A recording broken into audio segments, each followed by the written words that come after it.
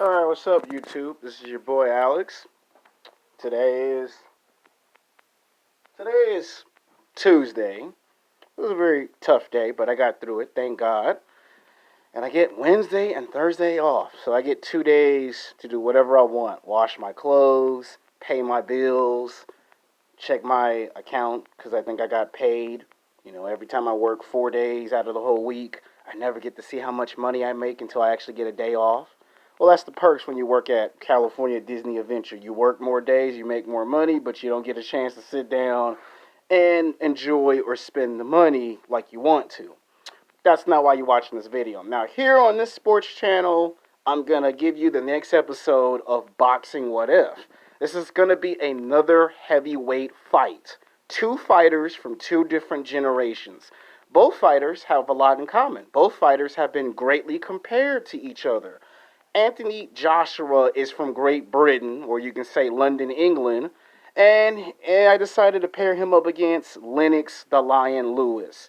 These are fighters who have won championships in their respectable sport of boxing. Both have made their incredible rise from absolutely nothing to becoming rich and famous in professional boxing. So this is going to be battle of the New England heavyweights.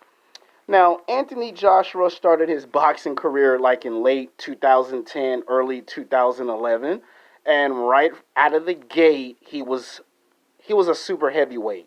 He stood at 6'2", 6'3". Some got him tall at 6'4", anywhere from 220 to like near 240 pounds, and he was a big, stocky guy, and he had a deadly left hand, and he could also knock you out with his right hand. Now, in his first 10 professional fights, he was undefeated. He was 10-0. Then he was 15-0, and then he was 20-0. And then he got his first shot at the heavyweight championship. He would fight legendary champion Wladimir Klitschko, who was champion for 13 years. And he lost to him in his first championship fight. Like, he actually gave Wladimir Klitschko a run for his money, but he lost in controversial fashion because he thought that after he knocked him down 3 times, that they would have stopped the fight, and they didn't stop the fight. And Anthony Joshua couldn't believe that he took the fight to Wladimir Klitschko, but he lost. And then it wasn't until like 5 years later that he would get another shot, and he would finally pick up a championship belt. He would become the, yes, I have a script. He became the WBA heavyweight champion. And he would have 6 championship title defenses, and then he would have a draw. By this point, his record was now 25 wins, I think 1 draw, 2 losses, and then he would lose the championship belt. And then he would have to fight 5 contenders, and then he got another shot at the title. He got the WBA title back along with the IBF heavyweight championship. So then he became a 2-time heavyweight champion. And then he managed to finally get a rematch against Wladimir Klitschko. And the stipulation was that if he beat some guy named Martin, he would have to fight Wladimir Klitschko again for a 3rd time as champion. So he beat out by this point, Wladimir Klitschko had actually lost the championship and was no longer the reigning undisputed heavyweight champion after getting beat by, who else? Tyson Fury in a rematch, right? And he would beat Wladimir Klitschko in the rematch. And then he fought some guy named Ortiz Jr. He fought him 2 times, and miraculously he beat him 2 times. He fought this guy named Martin. He fought this guy named Martin twice. He beat this guy Martin twice. And then he unified the belts, and he was on the verge of becoming the reigning, defending, undisputed champion. Now, Anthony Joshua got greatly compared to Lennox Lewis around 2015, 2016. He got compared to him. He was in the Olympics, so he did win an Olympic gold medal. And Lennox did say that he does have a left hand. He is tall. He's got strength. He has power. He can knock you out. And Lennox thought it was kind of funny that they would compare him because Lennox said that his style was orthodox and Anthony Joshua's style was orthodox. They're both from the same city and same town, but from a different background. Both had a similar upbringing. Anthony Joshua came from, from nowhere to becoming rich and famous. And he unified the titles. And he just had a fight like last year, which he won. And now he's sitting back preparing for his next championship fight because he's got to fight a guy by the name of Tyson Fury, who wants to be the undisputed heavyweight champion. That means you're going to have 3 or maybe 4 belts around your waist. We'll see how that turns out. So he's the man right now. Anthony Joshua is like the second coming of Lennox Lewis. Everything that Lennox Lewis did in his career, he's basically repeating it. He comes in, he's 10-0, he's 15-0, he's 20-0, he fights a champion, he loses, he gets a championship belt, he loses that, he gets the belt back. 5 years later, he beats another champion, he wins 2 championship belts, and then he starts just beating people from out of nowhere. Comes to the United States, he wins both belts, he just needs to win one more championship belt to make himself a 3-time heavyweight champion. Then you get to be called the defending, reigning, undisputed heavyweight champion of the world. So there's going to be a fight coming up. I think he might have to fight 2 more people before we get the big heavyweight fight that we're all looking for. Anthony Joshua versus Tyson Fury. So if you think about it, he got his boxing rise in late 2010, early 2011, and it's now 2020. And he's sitting here a 2-time heavyweight champion, and some people have already said he's like the second coming of Lennox Lewis. Now let's get to Lennox the Lion Lewis, who started his boxing career in 1989.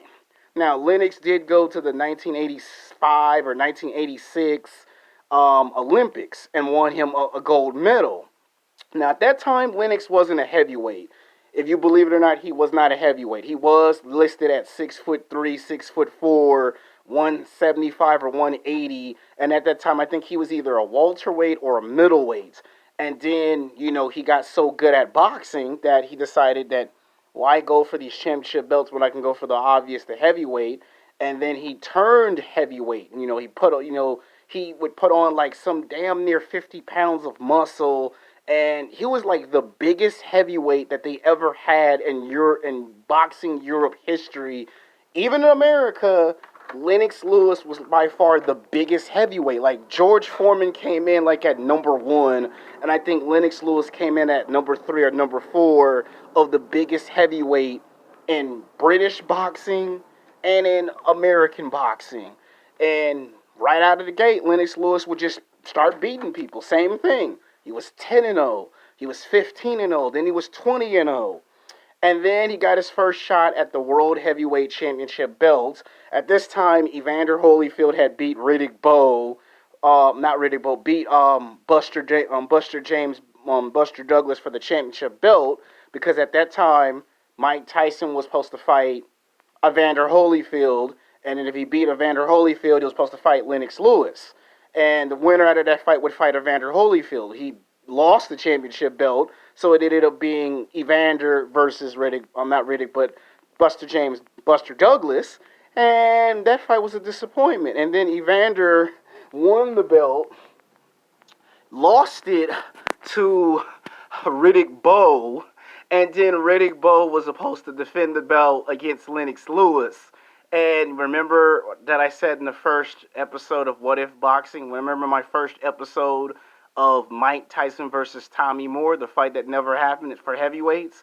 Remember, if Lennox Lewis wants to be heavyweight champion of the world, he has to take the championship belt out of the trash can, and we can call Lennox the garbage man for taking the belt out. So Lennox beat the crap out of Riddick Bowe twice as an amateur. They fought each other 2 times in amateur boxing, and then they fought for the 3rd and final time in Olympics. So he beat Riddick Bowe 3 times, twice as an amateur, and then again in the Olympics. And when they both turned into professional boxers in the heavyweight division, Riddick Bowe did not want to fight Lennox Lewis. Riddick Bowe was deemed as a coward, because he didn't want to defend the WBC at the time. He didn't want to defend that championship belt, so he vacated it, and then they had to have a unification bout. So Lennox Lewis had to fight Razor Reddick, and he knocked him out. I think either in the fifth or in the sixth, probably maybe the seventh round, to take that vacated championship belt. And then Lennox had like five championship title defenses. And then somewhere around 91 or 1992, in the midst of his first heavyweight championship title run, Lennox Lewis would lose to Oliver McCord in I think either a second or possibly a third round knockout. You know, people were stunned that Lennox had only three or four title defenses in his first heavyweight run and then lose the championship belt. And then some 4 months later, a rematch was scheduled, and Lennox took the championship belt back and became a two-time heavyweight champion. By this point, it was now 93, 94, and George Foreman was trying to get a championship belt, and Evander Holyfield had beat Riddick Bowe, and then they had their third and final fight. And then we had the fight that everyone was looking for, Evander Holyfield versus Mike Tyson. You know, Evander took Tyson's championship belt from him. We had Tyson versus Evander Part 2. And the winner of that second fight would go on to fight you-know-who, Lennox Lewis. And then we got to Lennox Lewis versus Tommy Morrison, which he knocked him out. Then we saw Lennox Lewis versus Andrew Galata, knocked him out. You know, Lennox was just tearing people up in his second championship title defense. And then he met Evander Holyfield around 98, 99. And in their first fight, Lennox Lewis was just dominant in this fight. He had Evander Holyfield stuck in the corner 9 times. Evander had to fight his way out of the corner. He took Evander's best punch, not once, not twice, but he took Evander Holyfield's best punch 3 times. Like, Evander could not knock out Lennox Lewis. And the fight ended in a draw, which means nobody could take the championship belt from Lennox Lewis, and Evander couldn't get the belt. And some 4 months later, they had a rematch, and Lennox won the rematch in controversial fashion. You know, Evander started to lose his balance somewhere in the 6th or in the 7th round and injured himself, and Lennox did what the Lion does, go in for the kill. And he basically had became the unified, reigning, defending heavyweight champion of the world. He now had the championship belts until he ran into a man in 2001 by the name of Rassi Rahman, who knocked him out, I think either in the second or in the third round. I think at that time Lennox was now like 34, my age. He had been boxing for like 14 years. And he basically was bored. He made a disrespectful comment to Rassi Rahman in their press conference for setting up the fight, saying maybe if this was Evander Holyfield or Roy Jones Jr. or Mike Tyson or somebody, I'd be motivated to train and fight. And Rassi Rahman, like, all right, well, we're going to see about that, and took the belt from Lennox Lewis. This was the second time Lennox lost the championship belt. This time he lost both belts. They had a rematch. The rematch lasted like 6 or 7 rounds, almost to the 8th. And Lennox knocked Rassi Rahman out and took the belt back and made himself a 3-time world heavyweight champion. And again, reigning, defending, undisputed heavyweight champion of the world. Now approaching in 2002, he would be faced with his greatest challenge ever. Lennox Lewis versus Mike Tyson. This was like highly anticipated. Like, for years, people always wonder what would have happened if Evander or Lennox got in the ring with Mike Tyson, and we were going to finally get that opportunity. And of course, there were some incidents, and after 4 to 6 months of arguing back and forth on a place, should the fight be in New York, should it be in Chicago, New Orleans, Las Vegas, they finally settled in Memphis, and the expectations of the fight was astronomical. Lennox put a hurting on Tyson. The first 3 rounds, Mike Tyson was a monster. Mike Tyson turned into the Tyson that was the man. And then, all of a sudden, we got to the 4th, the 5th, the 6th, the 7th, the 8th, the 9th round, And Lennox, you got to remember, Lennox Lewis broke his hand in that fight. He hit Tyson so hard in the fifth round, he broke his hand. He broke his right hand. And Lennox Lewis is like sitting here 6'3", 6'4", 255 pounds, 260, and he breaks his hand, and he knocks Mike Tyson out in the 10th round, and continues to dominate boxing. Then he decided to announce his retirement, and then he got hit with a sanction by the boxing commission because he wanted to retire as reigning, defending, undisputed heavyweight champion of the world. And they told him you couldn't do it until you fought the Klitschko's. He had a choice. Either you fight Wladimir Klitschko, Vitaly Klitschko, or get the belt stripped. And Lennox didn't like that as stipulation, so Lennox did what he did. He suckered up his pride and said, all right, got in the ring and fought. He didn't fight Wladimir Klitschko. He fought his big brother, Vitaly Klitschko. And that fight went the distance because no matter what Lennox did in that fight, even though Lennox was dominant, even though Lennox had a long reach vertical punch with a left jab and a powerful, deadly right hand, at that time, Lennox was like 37, 38 and was starting to be on the downside. You could see his legs were wobbly. You could tell he wasn't in his physical prime. You could tell that he'd been boxing for like 16, 17 years. You could tell that he was starting to get bored. He wasn't as training as much. He was getting into the movies, the television shows, the commercials. He was getting married. He was going to have kids. All of this is what Lennox had planned out in 2003. And he beats Vitaly Klitschko in great fashion. Couldn't get the knockout, but he did go out on top as champion and retire.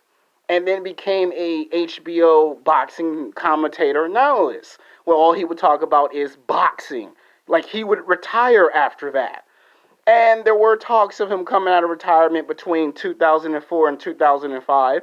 And then he hushed the critics away with, if I was to come out of retirement, I don't know, because I think he was being called out by the Klitschko's. The Klitschko's said that he don't want to fight them in their prime, and he said if he was to come out of retirement, it would be just to fight, either a Wladimir Klitschko, because Lennox said he was impressed with Wladimir Klitschko's in-ring skill abilities. So basically, that's how his career started in 1989, and he retired in 2003.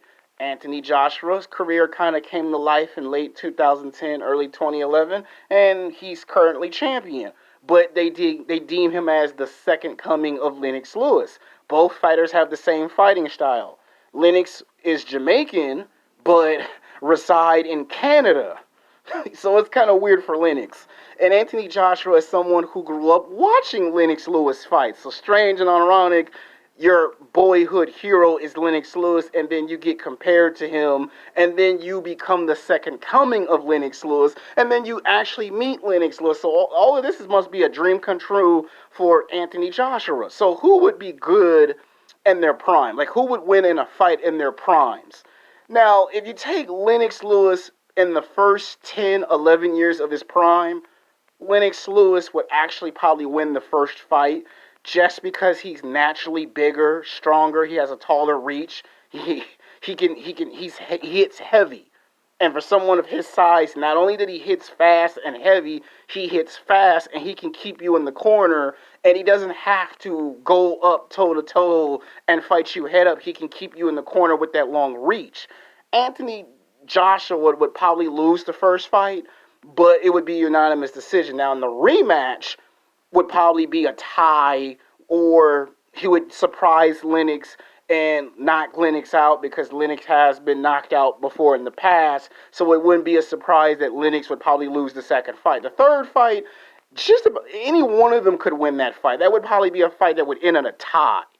I mean, as of right now, Anthony Joshua in his prime would probably beat Lennox towards the end of his prime, but Lennox, the first 10, 11 years, I'm going to go with Lennox Lewis. I know some people are going to say it's Anthony Joshua because he's the man right now. I think if Anthony Joshua do away with Tyson Fury, you got yourself another unified, 3-time reigning, defending, undisputed heavyweight champion of the world in heavyweight boxing. So, yeah, I didn't want to make this video too long. This was the next episode of Boxing What If.